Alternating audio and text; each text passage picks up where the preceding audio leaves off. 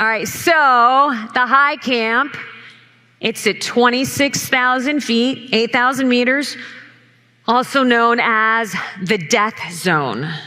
And they call it the death zone for a really good reason. And that's because at 26,000 feet, human life can no longer be sustained and your body is slowly starting to die.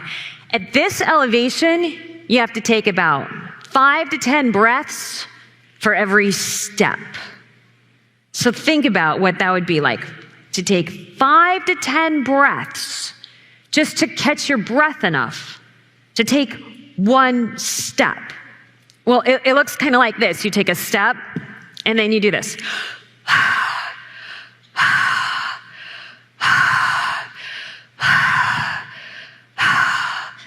5 to 10 times before you feel ready to do this. Step again, 5 to 10 breaths again before you feel like you can do this. Okay, so if you ever think you're having a slow day, it could be so much worse.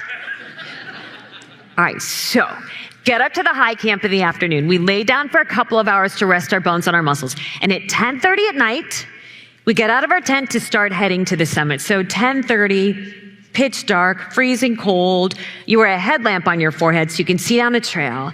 And I get out of my tent and I'm thinking, okay, we're at 26,000 feet. We need to be at 29,035 feet to be at the summit.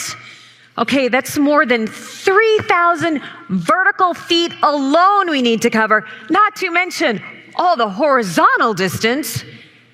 And I start doing the math. Okay, one step, 5 to 10 breaths, 3,000 vertical feet. And I start to get completely freaked out and intimidated, thinking, there's just no way. So the only way I could really wrap my brain around what we had to do to get to the summit was by breaking that whole summit day down into much smaller parts. That's just what I have to do when I have a goal that feels like it's going to be a ridiculous, hairy stretch. I have to break it down into smaller modules. It's the only way it feels doable for me. So for the time being, stop stressing out about the summit, took my headlamp, shined it on like this big boulder I could focus on down the trail. And I thought, okay, just need to make it to that big rock right there. That's where I'm going, right there to that rock, right? Not worrying about the summit, just going to that rock. So I take my step, 5 to 10 breaths.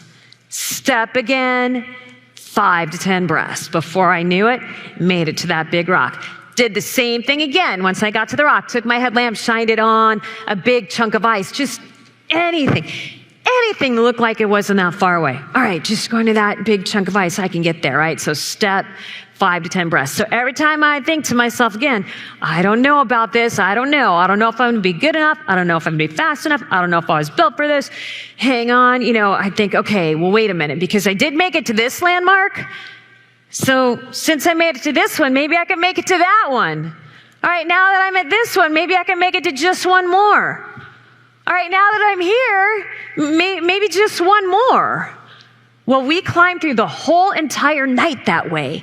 And by 6:30 in the morning, we were at a place called the South Summit.